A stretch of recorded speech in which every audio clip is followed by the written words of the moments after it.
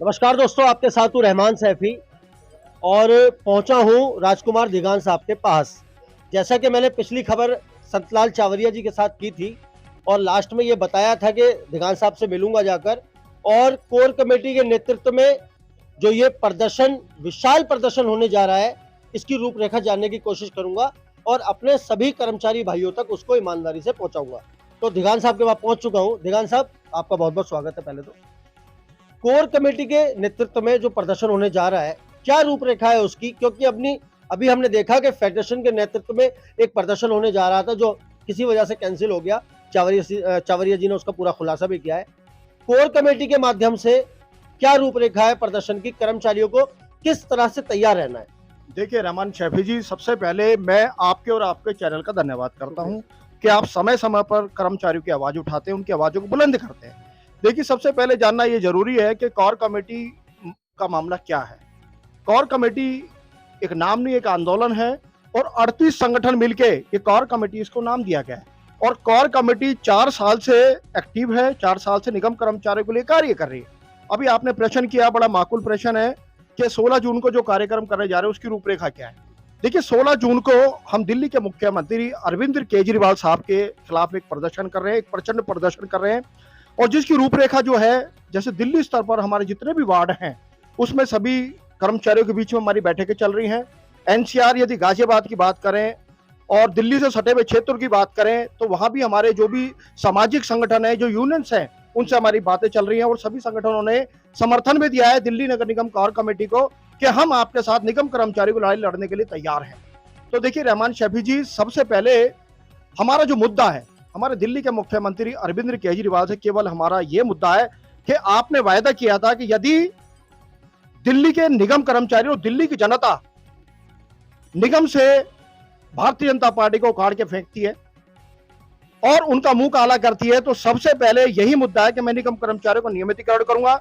जिन कर्मचारी को 28 वर्ष हो गए कार्य करते हुए, उनका आज तक भी नियमितीकरण नहीं हुआ। नियमितीकरण नहीं हो रहा, राजनीतिकरण होना शुरू हो गया उनके साथ। देखिए, सबसे पहले मैं आपको बताना चाहता हूं, दिल्ली नगर निगम कोर कमेटी एक ट्रेड यूनियन का एक समूह है, एक मोर्चा है और ट्रेड यूनियन 1926 के अंतर्गत हम निगम कर्मचारियों के लिए लड़ाई लड़ते हैं और यह हमारा अधिकार भी है। देखिए, ट्रेड यूनियन राजनीति से बहुत दूर है और हम किसी राजनीतिक पार्टी के इशारे पे ये काम नहीं कर रहे। देखिए, हमारा जो मुद्दा है, हमारा निगम कर्मचारियों का मुद्दा और ट्रेड यूनियन को अधिकार है कि जब जब निगम कर्मचारियों को दमन किया जाता है, जब जब मजदूर का हनन किया जाता है, तो हमारी सबसे पहले लोकतांत्रिक देश में हमारी सबसे पहले ये लड़ाई है कि हम लोग ट्रेड यूनियन के चलते जो पार्टी सत्ता में उनके खिलाफ प्रदर्शन करें, उनके खिलाफ नारेबाजी करें। तो मैं आपको एक बात और बताना चाहता हूं, हम जो 16 जून का जो कार्यक्रम कर रहे हैं उसमें ना तो कांग्रेस का समर्थन है, ना ही भारतीय जनता पार्टी का समर्थन है। हम किसी भी पार्टी का समर्थन नहीं लेंगे क्योंकि दिल्ली के मुख्यमंत्री वो सभी के मुख्यमंत्री हैं। हम उनसे सिर्फ ये बात पूछना चाहते हैं, जब आज आपकी पार्टी निगम में काबिज है, निगम में शासित है और दिल्ली में आपके मेयर हैं, तो मैं समझता हूं आज कर्मचारियों को नियमितीकरण उनका करना चाहिए। जो कर्मचारी 2003 से पक्का माना है, 2004 से जिसको पक्का माना गया है, उसके एरियर का एक मुश्त भुगतान होना चाहिए। अभी आपने सुना होगा, दिल्ली की यशस्वी मेयर डॉक्टर शैली ओबराय जी ने एक ऑर्डिनेंस पास किया, 2.5 मिनट में सदन में बैठकर केवल एक ऑर्डर निकाल दिया कि ये 60 फीट के जो रोड हैं ये पीडब्ल्यूडी को दिए जाते हैं। यदि आपके पास कर्मचारियों की कमी है, ये जरूरी नहीं है कि आप पीडब्ल्यूडी के कर्मचारियों से काम कराएं, बल्कि हम तो आपसे गुजारिश करते हैं कि आप दिल्ली में निगम कर्मचारियों की भर्ती करें। 1996 से अब तक निगम कर्मचारियों की भर्ती नहीं हुई है। शैफी जी, आपने देखा दिल्ली का जो क्षेत्रफल है वो पहले से ज्यादा बड़ा है। जो कच्ची कॉलोनी थी वो अधिकृत हो गई है और आज वो कॉलोनी दिल्ली में जुड़ गई है। तो कर्मचारी जो 1996 में जिसकी भर्ती हुई, वो हर माह रिटायरमेंट भी हो रहा है, हर माह वो मर भी रहा है और कहीं ना कहीं आप जानते हैं कि मलमूत्र का मंथन करते हैं, हमारा जो डेथ रेशियो है वो 40% है। 1996 से अब तक कितने कर्मचारी जिनकी डेथ हो चुकी है, कितने कर्मचारी जो रिटायरमेंट हो चुके हैं। क्षेत्रफल बड़ा है। आज जो फ्लैट आपका 22 गज का है, आज जिसमें 4 लोग रहा करते थे उस दौरान 1996 में, आज उसी फ्लैट में 16 लोग रह रहे हैं, 4 मंजिला बिल्डिंग बनाकर। और आप देखते हैं कि दिल्ली में लाखों लोग रोज रोजगार के दृष्टिकोण से आते हैं, जाते हैं, गंदगी करते हैं और चले जाते हैं अन्य स्टेटों में। तो मैं ये बात पूछना चाहता हूं दिल्ली सरकार से और अपनी दिल्ली की मेयर डॉक्टर शैली ओबराय जी से है कि आप दिल्ली की यशस्वी मेयर हैं और आप ऐसे मुकद्दस ओहदे पर आसीन हैं, आपको निगम कर्मचारियों की भर्ती करनी चाहिए।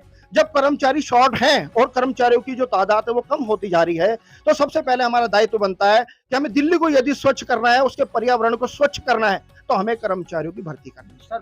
सर एक सवाल उठ रहा है इसी बात से ही, प्रदर्शन नई भर्ती को लेकर हो रहा है या कर्मचारियों की पुरानी मांगों को लेकर हो रहा है, जिसमें बहुत सारी मांगे हैं? देखिए, कर्मचारियों की पुरानी मांगे तो आप जानते हैं शैफी जी कि हमारे कर्मचारी को 28 वर्ष हो गए कार्य करते हुए, और डीओपीटी की गाइडलाइन में इसका जिक्र है। और डीओपीटी ना तो मैंने बनाई ना आपने बनाई है, गवर्नमेंट की अपनी गाइडलाइन है। इसमें इसका बाखूबी जिक्र है कि जब कर्मचारी की 240 हाजिरी उपस्थिति है तो आप कर्मचारियों का नियमितीकरण क्यों नहीं कर सकते। नंबर 1। नंबर 2, जिन कर्मचारी को 2003 से पक्का माना है, आप उनको एरियर दें, एरियर का एक मुश्त भुगतान दें। और मैं आपको एक बात और बताना चाहता हूं कि जो दिल्ली से सटे हुए राज्य हैं, जैसे पंजाब है, जैसे हरियाणा है, जैसे उत्तर प्रदेश है, यहां जिस कर्मचारी की, सफाई कर्मचारी की मृत्यु होती है तो उसके आश्रित को यहां पक्की नौकरी दी जाती है, स्थायी नौकरी दी जाती है। जबकि भारत की राजधानी दिल्ली है, the capital of India. Capital में यदि इतना बुरा हाल है तो अन्य स्टेट तो हमारे से बहुत अच्छे हैं। आज आप देखिए, गृह मंत्रालय हमारी दिल्ली में है, प्रधानमंत्री आवास हमारी दिल्ली में है, और बड़े बड़े जो बहुत बड़े लीडर हैं उनके आवास भी है, चीफ जस्टिस हमारे दिल्ली में रहते हैं। तो और अन्य स्टेटों में जब कर्मचारी की मृत्यु हो जाने के पश्चात कंपैशनेट ग्राउंड पर कर्मचारियों को पक्की नौकरी दी जाती है, तो मैं समझता हूं दिल्ली में भी यदि किसी कर्मचारी की मृत्यु होती है तो उसके स्थान पर उसकी विडो को या उसके आश्रित को एक नियमित नौकरी दी जानी चाहिए। ये प्रोविजन है। सर मेडिकल कैशलेस कार्ड भी बहुत जरूरी प्रॉब्लम है, वो भी देना चाहिए सर। उसके लिए क्या प्रयास है, क्योंकि वो तो कर्मचारी को उसकी सख्त जरूरत है। शफी जी, मेडिकल कैशलेस कार्ड निगम सफाई कर्मचारी के इसलिए बेहद जरूरी है क्योंकि हम मलमूत्र का मंथन करते हैं और गली कूचों से लेकर राष्ट्रपति भवन तक को स्वच्छ करते हैं इन हाथों से, और जबकि हमें कोई ग्लव्स नहीं मिलते, कोई जम्बूट्स नहीं मिलते, कोई ऐसी सुविधा नहीं मिलती जिसके कारण हम स्वस्थ रहें। बल्कि यदि हम अपने इलाज के लिए किसी सरकारी हॉस्पिटल में जाते हैं और हम कहते हैं हम दिल्ली नगर निगम के सफाई कर्मचारी, तो मैं समझता हूं हमें भी अन्य पेशेंट्स की भांति हमें भी लंबी लंबी लाइनों में लगना पड़ता है। वही हमारा ड्यूटी का समय, वही हमारा इलाज का समय। हम दिल्ली सरकार से गुहार करते हैं हमें मेडिकल कैशलेस कार्ड दिया जाए ताकि हमारी अपनी एक खिड़की हो। अगर गवर्नमेंट अस्पताल में भी हमारा ट्रीटमेंट आप कराना चाहते हैं तो हमारी मेडिसिन की भी अलग खिड़की होनी चाहिए, हमारे चेकअप की अलग खिड़की होनी चाहिए, और हमारी जो ओपीडी है उसकी एक पर्सनल हमारी खिड़की होनी चाहिए। और बल्कि मैं तो कहता हूं आज जो भी पैनल में हॉस्पिटल आते हैं, बड़े बड़े हॉस्पिटल दिल्ली नगर निगम के पैनल में आते हैं, आप हमें मेडिकल कैशलेस कार्ड दें, हमें मेडिकल रिम्बर्समेंट नहीं चाहिए। क्योंकि ना तो हमारे पास इतने पैसे हैं कि हम उस पैसे को हॉस्पिटल में भर के तब अपना ट्रीटमेंट कराएं, हमारे पास खाने के लिए राशन नहीं है, समय पर वेतन नहीं है। एक 14,000 रुपए कमाकर कर्मचारी क्या अपना इलाज करा पाएगा। दिल्ली सरकार हमारे निगम कर्मचारियों को पक्का करे। आज सत्ता आपके हाथ में है और निगम भी आपके हाथ में। अब जब मेयर भी आपका है, स्टैंडिंग कमेटी चेयरमैन भी आपके हैं, और मैं समझता हूँ कमिश्नर साहब भी आपके हैं, तो मेरी गुहार है कि आप निगम कर्मचारियों को सर्वप्रथम पक्का करें ताकि कर्मचारी अपना गुजर बसर सही मायने में कर सके। आखिरी सवाल है दिगान साहब, सब बातें अपनी जगह पे बिल्कुल जायज़ हैं आपकी, मैं समझता हूँ उन सब बातों को।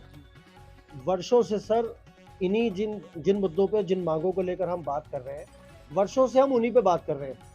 इसका अंत कब होगा? कर्मचारी अब पूछने को मजबूर है आप सब लोगों से, जितने भी यूनियन के बड़े बड़े लीडर्स हैं उनसे, कि उनकी ये जो परेशानी है, उनके बच्चों की शादियों की, घरों की, किराए के मकानों में आज तक जो किराए पे 25 साल पहले थे आज भी किराए के मकान में रह रहा है कर्मचारी की, क्योंकि सैलरी कच्चे कर्मचारी की 12 से 14,000 रुपए के बीच में सर, वो भी उसको समय से नहीं मिल रही है।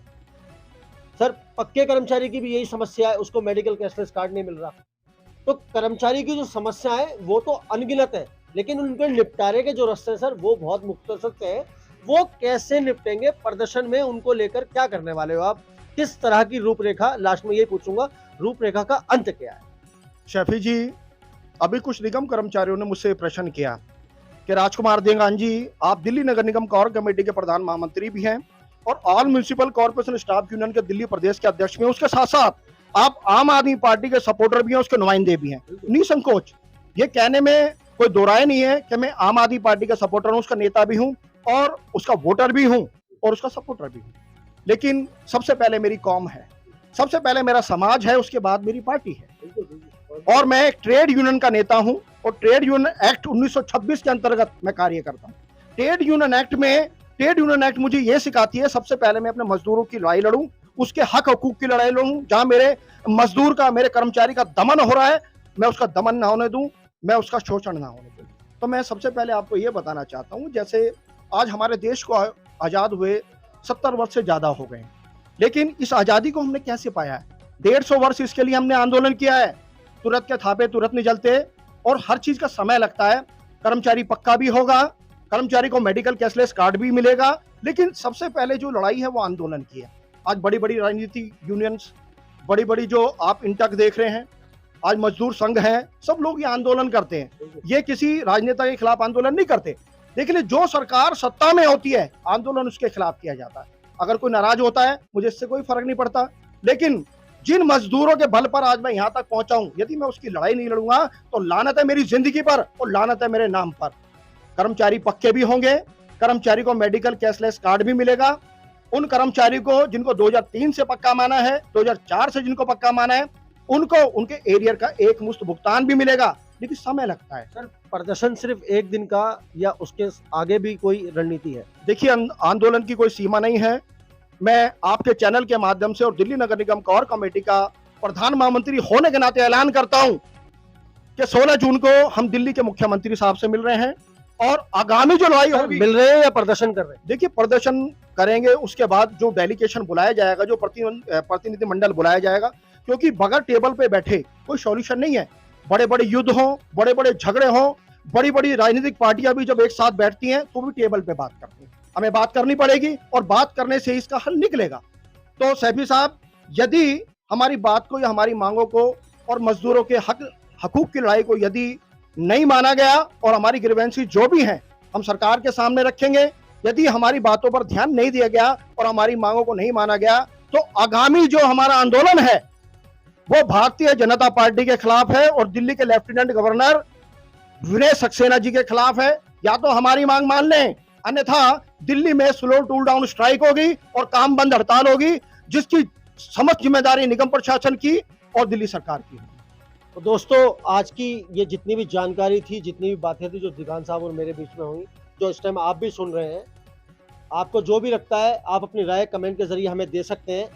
और जितने भी निगम के लीडर्स हैं, चाहे दिगान साहब है, चावरिया जी हैं, बेनीवाल साहब है, गागड़ जी हैं, संजय गहलोत जी हैं, आरबी उटवाल जी हैं, जय भगवान चारण जी हैं, दलीप भाई हैं, दलीप पारछा जी, उन सबसे जो सवाल मुझे करने चाहिए वो आप मुझे कमेंट के जरिए भी भेज सकते हैं। तो दोस्तों, बने रहिए हमारे साथ, मिलते हैं आपसे अगली खबर में। जब तक के लिए जय हिंद, जय भारत, जय संविधान।